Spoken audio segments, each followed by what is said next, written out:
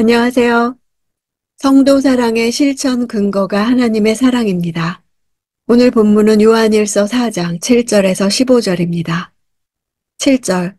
사랑하는 여러분, 우리가 서로 사랑합시다. 사랑은 하나님에게서 난 것이기 때문입니다. 사랑하는 사람은 누구나 다 하나님께로부터 났고 하나님을 압니다. 우리가 서로 사랑합시다가 요한 신학의 핵심입니다. 사랑은 하나님에게서 난 것이기 때문에 하나님에게서 난 자들만이 하나님의 사랑을 실천할 수 있습니다. 당시 초대교회 내에는 하나님을 신비적으로 비밀스럽게 자신들만 경험하고 안다고 말하는 영지주의 이단자들이 많이 있었습니다. 요한은 이들을 염두에 두고 하나님을 아는 것을 사랑과 연결시키고 있습니다. 사랑하는 자는 누구보다 하나님을 잘 아는 자입니다. 10절.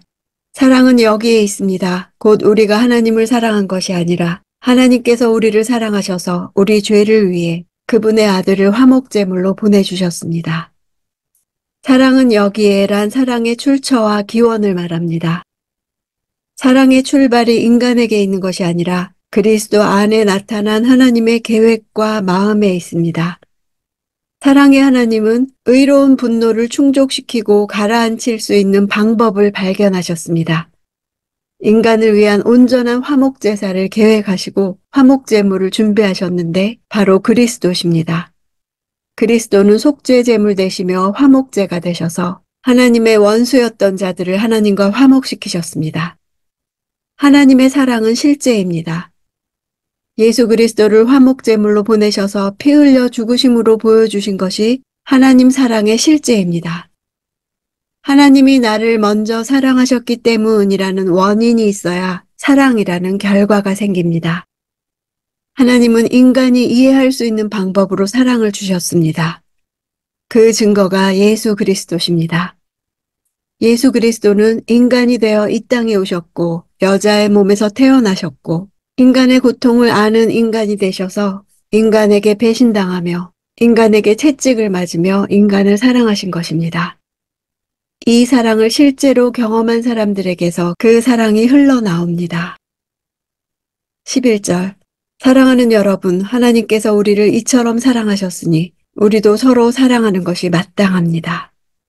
마땅하다 하는 단어는 빚을 진 채무자가 채권자에게 갚아야 할 당연한 책임을 가리킬 때 사용되는 단어입니다. 하나님이 우리를 이같이 사랑하셨기에 우리도 당연한 책임감으로 사랑해야 함을 법적 용어를 사용하여 강조한 것입니다. 요한은 당시의 신학과 윤리를 분리시키던 이단들을 염두에 두고 하나님을 믿는다고 하면서 전혀 형제에 대한 사랑이 없음을 지적하고 있는 것입니다. 12절. 지금까지 아무도 하나님을 본 사람이 없습니다. 그러나 우리가 서로 사랑하면 하나님께서 우리 안에 계시고 하나님의 사랑이 우리 안에서 온전히 완성됩니다. 역사상 하나님과 가장 가까운 사이였던 모세조차 하나님 그 자체를 보지 못했습니다. 그런데 당시 영지주의자들은 환상을 통해 하나님을 보았다고 주장했습니다. 하나님은 아무도 가까이 못할 빛에 거하시고 만약 그를 보게 되는 사람은 죽게 됩니다. 요한은 하나님의 사랑을 나타내는 사람을 통해 하나님은 보여지고 느껴질 수 있다고 말합니다. 13절. 하나님께서 우리에게 성령을 주셨습니다. 이것으로 우리는 우리가 하나님 안에, 하나님께서 우리 안에 계시는 것을 압니다.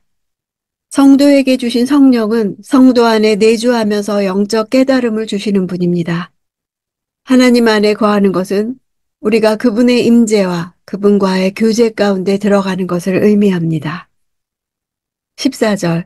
그리고 우리는 아버지께서 아들을 세상에 구주로 보내신 것을 보았고 또한 그것을 증언합니다. 구주라는 단어는 고대 헬라 시대에서 사람과 신에게 같이 사용되었습니다. 로마 통치권자들에게도 이 단어가 적용되어 황제 가이사를 세상의 구주로 불렀습니다. 당시 영지주의는 구원의 지적인 측면만을 강조해서 무지로부터 특별한 영적 지식을 깨닫는 것이 바로 구원이라고 가르쳤습니다. 그 주장을 반박하기 위해 요한은 하나님이 세상에 보낸 인격적 존재로서 분명한 구주가 있음을 밝히고 있습니다. 구주 예수 그리스도를 인격적으로 아는 것이 믿음입니다. 하나님을 지식적으로만 알면서 세속성을 추구하는 것이 영지주의였습니다. 보았고 증언하는 사람은 영적으로 교제하며 그를 사랑하는 자들입니다. 증언한다는 단어는 사실을 강하게 긍정하면서 대담하고 거침없이 공중 앞에서 말하는 것을 뜻합니다. 그 증언의 내용은 그리스도가 세상을 구원할 구주라는 것입니다. 15절.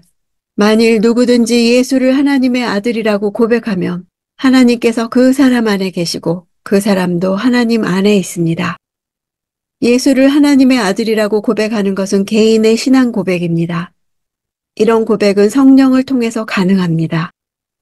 고백이 있는 자들 가운데 하나님은 영으로 그들 안에 거하시고 그들도 하나님 안에 거하게 됩니다.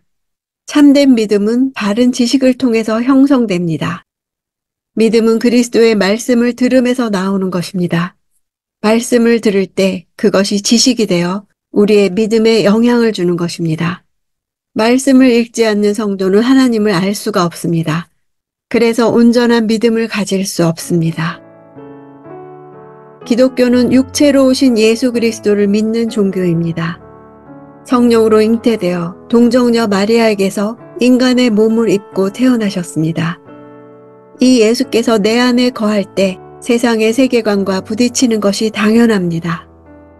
성탄을 기뻐하며 메리 크리스마스라고 부르지도 못하게 하고 해피 할러데이라 부르게 하는 적그리스도의 영이 더 충만해진 세상입니다. 사도 요한은 우리가 서로 사랑하면 하나님께서 우리 안에 계시고 하나님의 사랑이 우리 안에서 온전히 완성됩니다 라고 했습니다. 온전히 완성된다 할 때 완성은 헬라 당시 미술가들이 작품을 다 만든 후 마지막으로 더 이상 손댈 곳이 없을 때 사용하던 표현입니다. 하나님의 사랑으로 서로 사랑하게 되면 보이지 않는 하나님을 볼 수 있고 만질 수 있고 느낄 수 있습니다. 지식으로 눈뜨는 것이 아니라 사랑으로 눈뜨게 되는 것입니다. 완성된 화가의 그림에는 화풍이 있고 양식이 있어 그림만 보고도 누구의 그림인지 알 수 있습니다. 우리가 서로 사랑하면 우리를 보고 하나님의 사랑을 알 수 있는 것입니다. 하나님의 아들이 날 구원하시려고 세상에 오셔서 죽기까지 하시고 이제 내 안에 살아계시다는 이 신비한 복음을 증거하는 길은 하나님께서 우리를 이처럼 사랑하셨으니 우리도 서로 사랑하는 것이 마땅합니다. 이 말씀이 육신이 되어 내 삶에서 보여지는 것입니다. 이번 성탄에도 이 큰 숙제를 다시 받습니다.